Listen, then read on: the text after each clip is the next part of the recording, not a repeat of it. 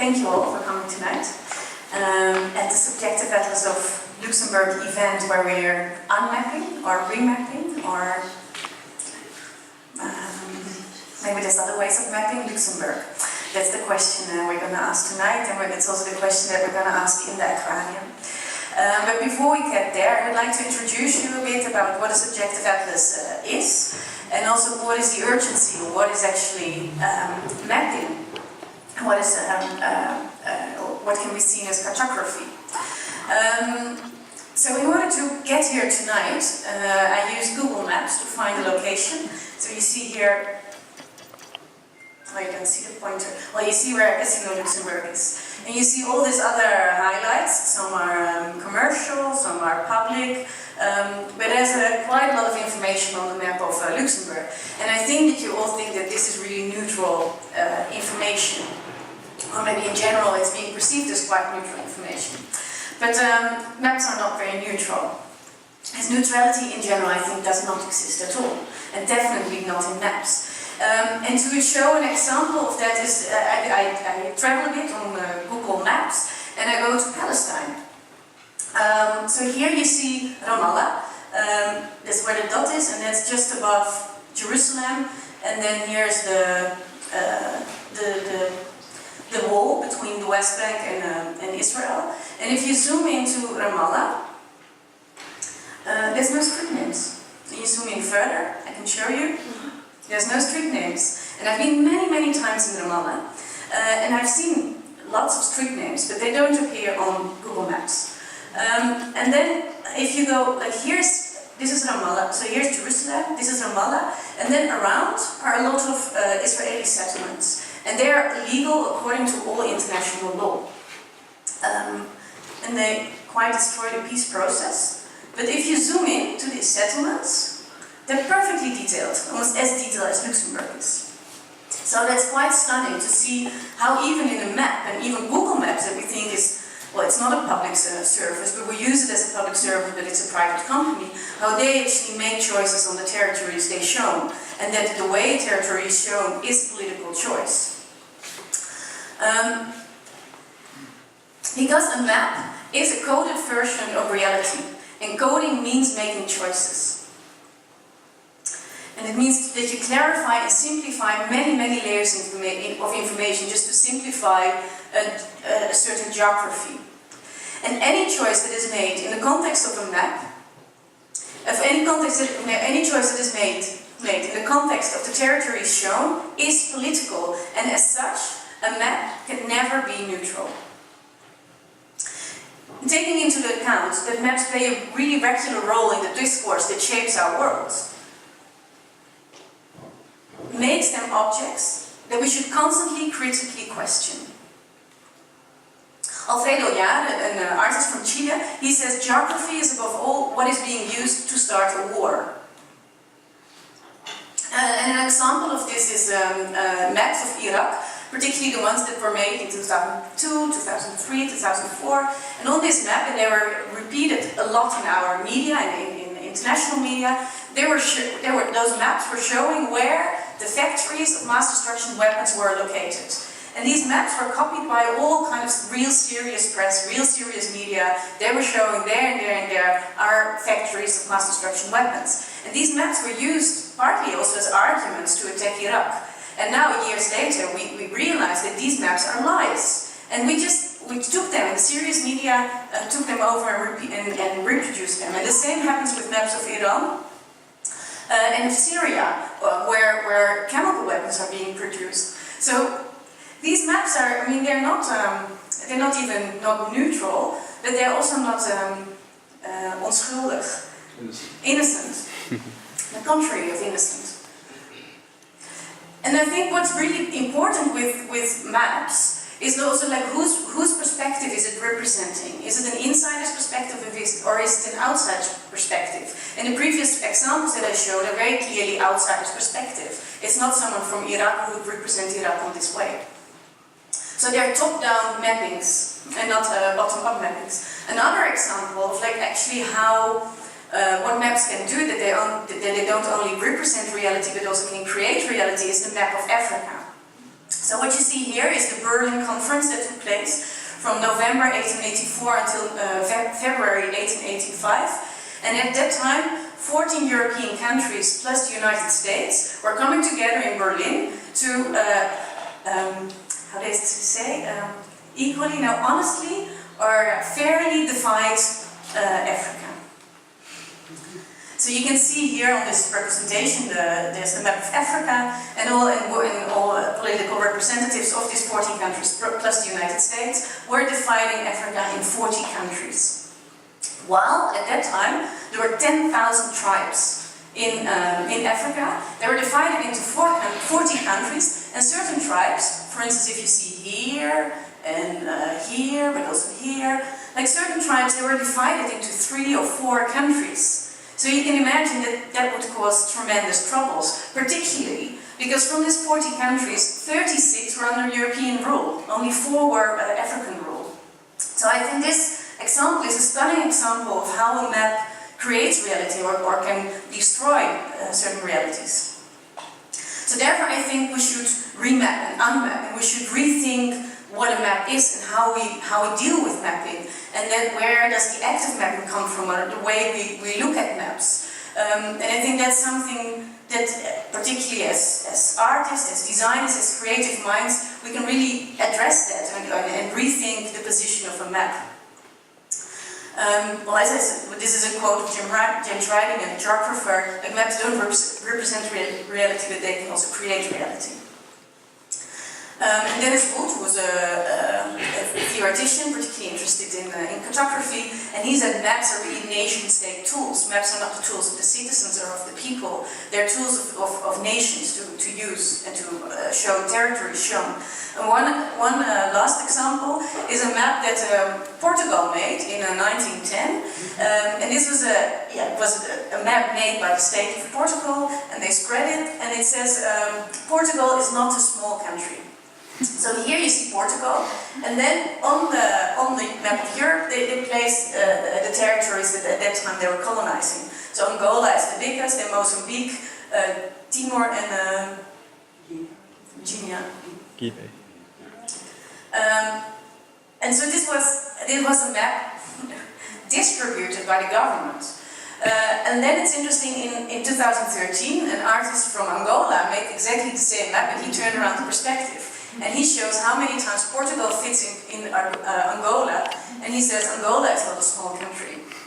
And actually it's not just kind of a turn of perspective of a map, it's also the reality. At that time, maybe the economy of Portugal in 1910 was much bigger than the economy of Mozambique, but now it's the opposite. The economy of Mozambique is much stronger than the economy of Portugal. And now you see that Mozambican companies are actually investing in Portugal instead of the other way around.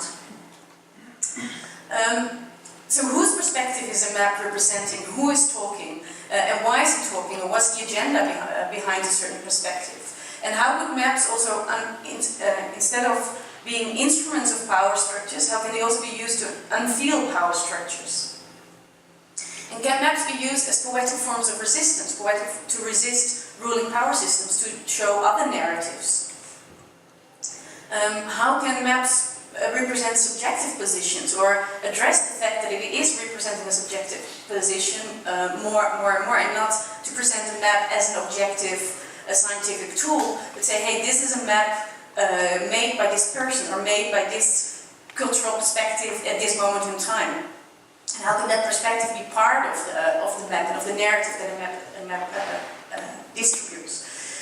So how to show the human voice and the human reality in maps? Well, that was part of the argument, or the incentive, to start with the Subjective Atlas series, even though in the first edition I didn't know it would become a series. But now we're very excited to work on number 12, the Subjective Atlas of Luxembourg. And I would like to tell you a bit more about these atlases. So to get back to Palestine, where I went in 2007 for the first time, and afterwards came back many times. And the first time I was there in order to make a Subjective Atlas of Palestine. It was the third one of the series, so the concept at that time was kind of set. And then I got a question to do something with the image of Palestine in the Netherlands, and perhaps Christmas card with students, and I thought that was another good proposal. proposal, but it made me very much aware that I wasn't informed, that I wasn't aware what was actually taking place. And that was for me the incentive to do a lot of research about the region, to understand it better, and then to organize a workshop with Palestinian artists and designers and ask them to map Palestine. So it's not my view on Palestine, but I've asked, together with the International Academy of Arts in Ramallah, to the two people there, like, can you map Palestine? Can you map what does it mean to be Palestinian? What does it mean to live there? And how can you map that? So here are some photos of the workshop that took place, and this is the way all the material was developed, and we discussed the ideas, we talked about it, and then we edited all the material, and it then turned into the subjective atlas of Palestine. One of the questions that I asked the people, like, can you draw Palestine? And in particularly in the case, in the context of Palestine, it's quite a challenging question. What is Palestine? Do you map it the way you would like it to be, that you think it should be? Do you map it according to the agreements of 48, the agreements of 67, or as the reality on the ground? So you get a big diversity of maps. And immediately through these little drawings you understand some of the tension. And then this is a contribution in the absence of a currency. So for instance, Palestine doesn't have its own currency, so they have to, they're dependent on the Israeli currency, and they're from the Israeli economy, and they have to pay with shekels. But it depends a bit on what kind of job you have. For instance, she's a public relation officer, so she gets her salary in shekels. But he works in a lab, and he gets his salary in Jordanian dinars. And she's a correspondent from Al Jazeera, so she gets paid in US dollars and euros for her freelance work. So depending on the kind of job you have, you get your salary in different currencies. It also means that you have to change money, and with changing money you lose currency. So it's just by portraying these different people in different situations, it also addresses the difficult economic situation, vulnerable situation. This is Sulaiman Mansour, a famous Palestinian artist. And he showed 12 ways to prepare chickpeas. Doesn't need much explanation. This is from Majdi Hadid, and also a Palestinian artist, and it's called The Documents That I Needed to Travel Outside Palestine. So he traveled from Ramallah to Frankfurt, and he showed only the documents that he needs. So it starts, he has different passports that he needs. This is his ID. Then he needs to go from Ramallah to Allenby Bridge. It's the only way to get out of the West Bank for West Bank Palestinians. Then you need to cross Allenby Bridge to Jordan. Then you need a ticket for that. Then you need to cross, first you need to cross Israeli border, then Jordanian border, and then from Jordan, from the bridge to Jordan airport. But also he goes to Germany, so he also needs a visa. And then crossing the bridge, you need to pay for a bus. And so like everything that he needed, he just maps, and he writes what it is and how much it costed him. So I think it's an interesting way to, without explaining the situation, but just kind of showing what he has to go through, showing the complexity of life. And the atlas, like also the other atlases, end with alternative flags. So this is some examples of the subjective atlas of Palestine. And you can see that, so I see the subjective atlases as visual dialogues on identity. And identity is something that is fluid, and we shouldn't see identity as something fixed. It's also a dialogue that we can have, and that we can continuously have. And I think that artists can play also an important role in keeping that dialogue dynamic, and keeping it inspired with different perspectives, different representations. And to show an inclusive view on identity, and an inclusive view on culture, and not an exclusive view. So not exclusive like this Luxembourgian, but this not. I think that we can all discuss what it all could be, or how things could be included. And I think particularly identity is not something that may not be exclusive, but has to be inclusive by definition. And it's important to visualize or discuss it like that. So this is the subjective atlas of Mexico that was published in 2011, and we organized workshops in 2009 and 2010. And then during these workshops with cultural institutes, they invite artists to participate, and they map their daily life, the things that makes life worth living for them, or what they find critical. So this is the subjective atlas of Mexico. This is 100 questions about Mexico, someone who wanted to become Mexican and had to go through all these questions in order to get Mexican citizenship. Subway connections, how people kiss secretly in subway stations, and it shows in a way how big Mexico City is. It's the biggest city in square meters in the world, so it means also distances can be huge, so the subway becomes the last moment to share your love. And this is another contribution. I find this a beautiful example of a different way of mapping, because it shows all the subway lines. So this is line 3, line 2, line 1. And this person wanted to, this artist wanted to show how crappy the subway system in Mexico was. So what she did, so she took her sketchbook and she took every line, so it also says which day she took it, and she was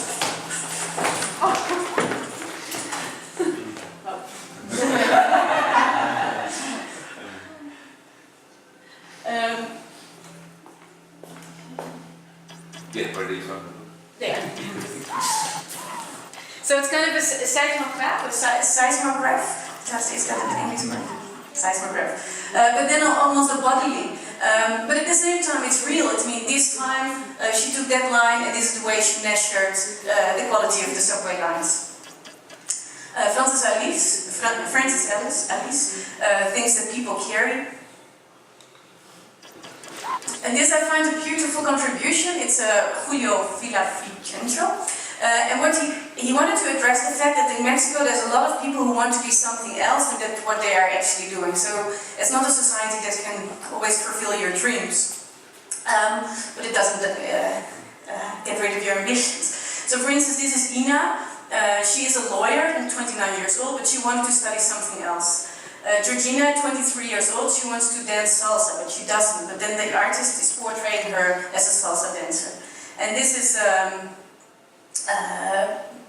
Prometo. He's a carpenter, 44 years old, but he actually wanted to be a doctor. And this is Juan, and he lives with his parents. He's 19 years old, but he wants to be an asshole with a lot of guns. But somehow it's kind of very naive drawings, but at the same time it touches upon dreams in societies of Pakistan.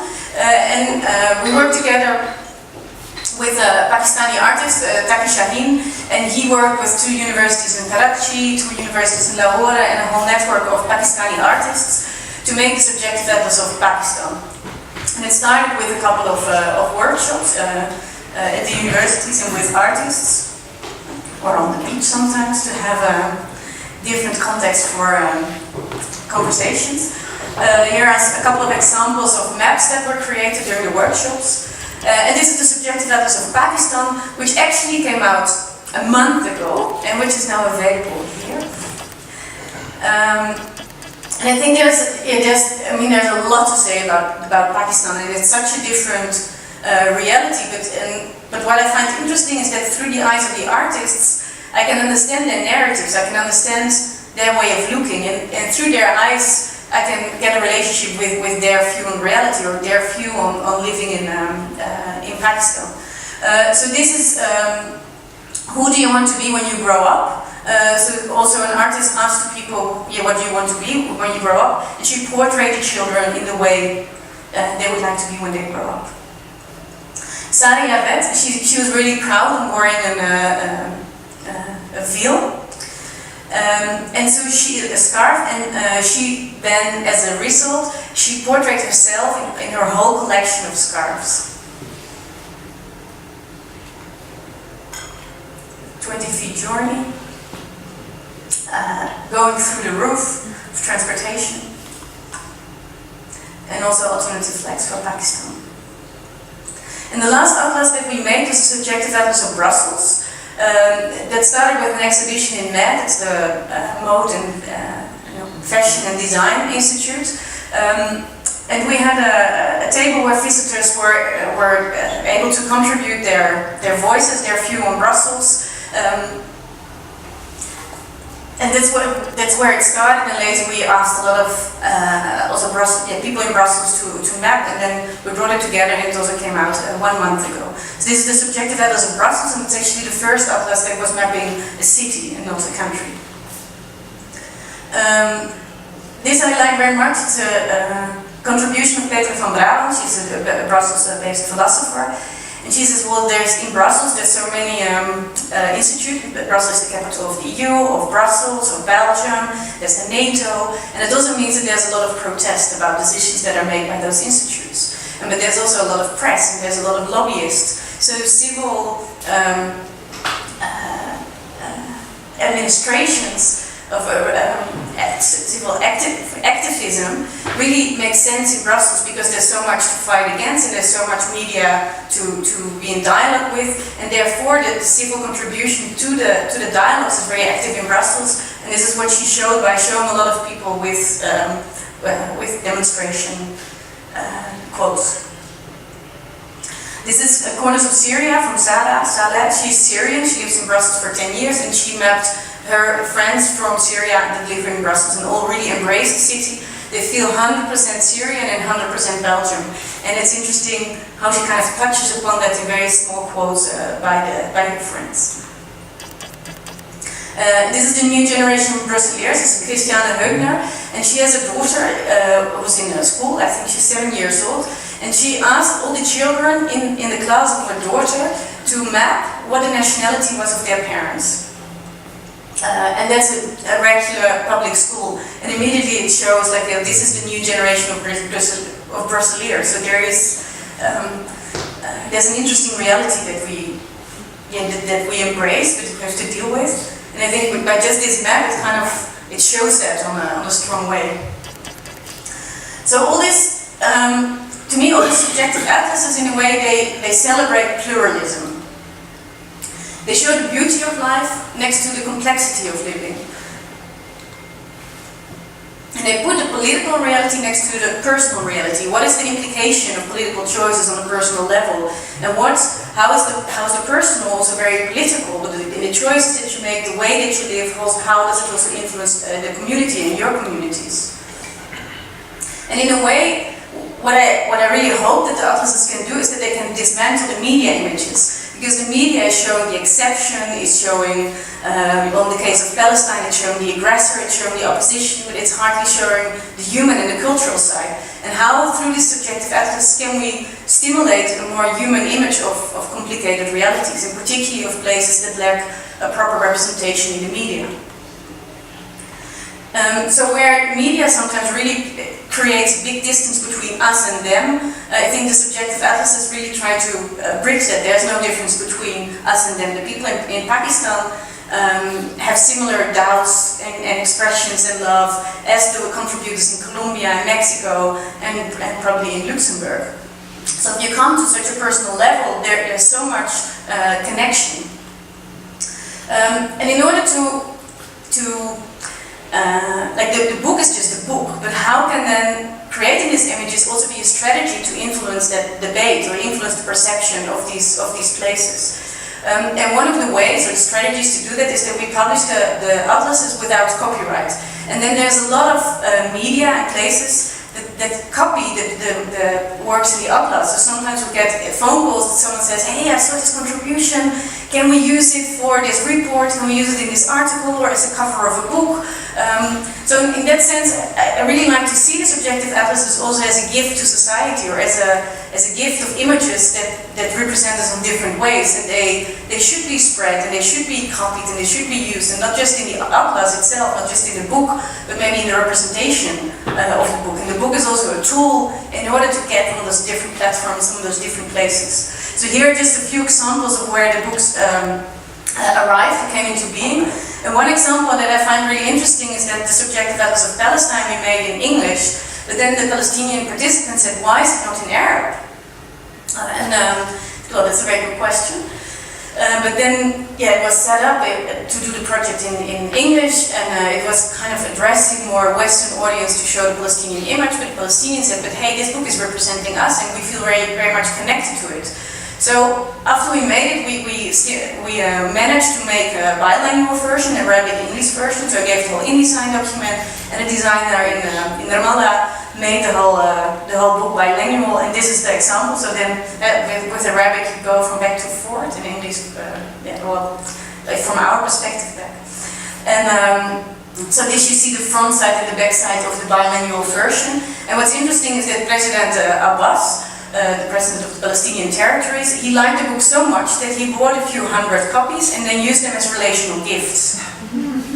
So I found it a beautiful example how kind of a bottom-up mapping then becomes a political tool to address the human and cultural skill. So this is in short a bit the process of how we make subjective atlases. So it starts with a question from within. So every atlas came into being because the Cultural Institute or a school invited us to make a subjective atlas. They felt the need or the urge to organize such a project.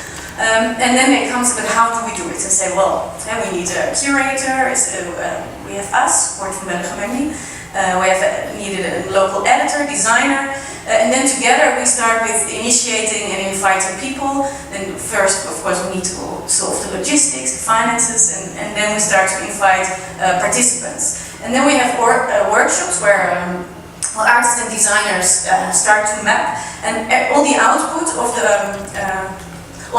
the workshops then turn into digital files in PDFs, JPEGs, whatever, but with the digital files we can make an InDesign version of the first book, and then we have a PDF, and then we share with all the contributors. So that all the contributors, they also become co-editors. They see what's coming together, if maybe something is missing, or that's something they feel, well, I need to oppose to this narrative.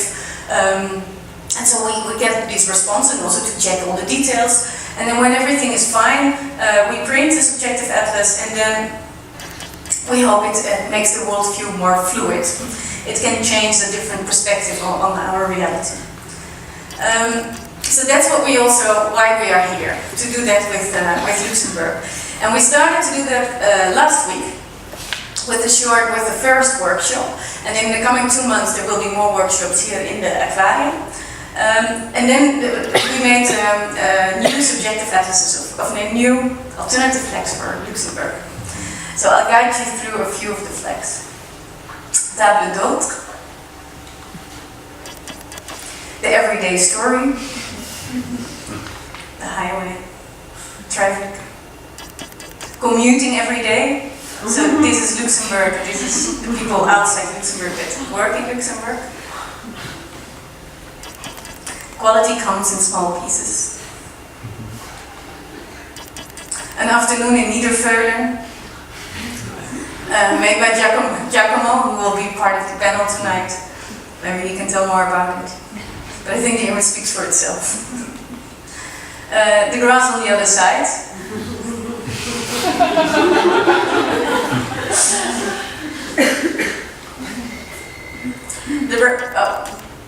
The representation of the statistical imbalance of the active voting population. Maybe also an interesting topic to discuss tonight. I heard it several times. Then Gambia 2.0, possible new political representation of Luxembourg. Luxembourg is trying to keep it alone in relation to the European Union. Why Dutch love Luxembourg?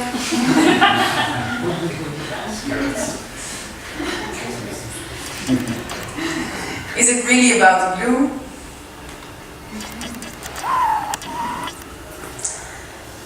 So, what if we never had invented the geographical map as we know it? But that the act of mapping would have been a liquid one from the start. That it can embrace doubt, and that the map doesn't just show, that the map doesn't do as if it showed truth, but that it can also, that it keeps on representing terra incognita, that we accept that we don't know. What if maps wouldn't start by top-down cartographic commissioners and ruling power structures, but bottom-up, by the inhabitants themselves? What if the concept of mapping wouldn't begin with excluding, but with including plural truths? How can we use a map to show different narratives and different truths? What if you would allow borders to merge, deny cultural hierarchies and admit poetry in the cartographic representation? Could you create a different future? Join us for the Subjective Atlas of Luxembourg. Thank you.